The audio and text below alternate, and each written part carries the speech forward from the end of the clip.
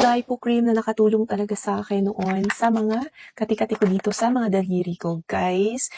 Year 2023 ata, 2023, 2022, basta ganong mga year, tinubuan niya ako dito sa kamay ko ng kati-kati na yung para siyang mga butil-butil na may lamang tubig sa loob. Tapos super kati. Tapos kapag, alam mo yun, yung pag kinakamot mo siya, ang sarap niyang tirisin kapag tiniris, napakakati. Noong una hinayaan ko lang kasi dito lang naman maliit.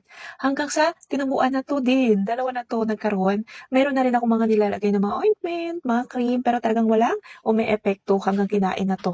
4 na yan meron. Tapos talaga dinala ko na rin siya sa derma kasi 4 na yan yung kinain niya. Actually, naka-gloves na lang ako sa gabi pag natutulog. Time kasi yan na sa gabi, nakakamot ko siya nang hindi ko namamalayan. Kaya talaga sumusuot ako ng gloves sa gabi. Nga pag kinakamot ko siya, feeling ko lalo siyang lumalala.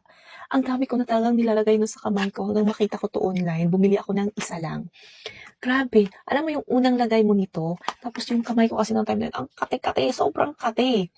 Yung alam mo yun, ang sarap-sarap niyang kamutin, pero ito kapag nilalagay mo, once na nilagay mo siya sa part na makate, meron kasi siyang cooling effect, mentol ganyan, na pilit nilalabanan yung kate at mas nangingibabaw yung pagka-mentol niya. Ang sarap sa pakiramdam. May ko siyang nilalagay sa kamay ko, umaga-gabi talagang nawala yung mga kati-kati ko sa kamay. Kaya kayo guys, kung may mga problema din kayo sa mga skin nyo, allergy, kati-kati ganyan, subukan nyo to kasi nakatulong talaga to sa akin.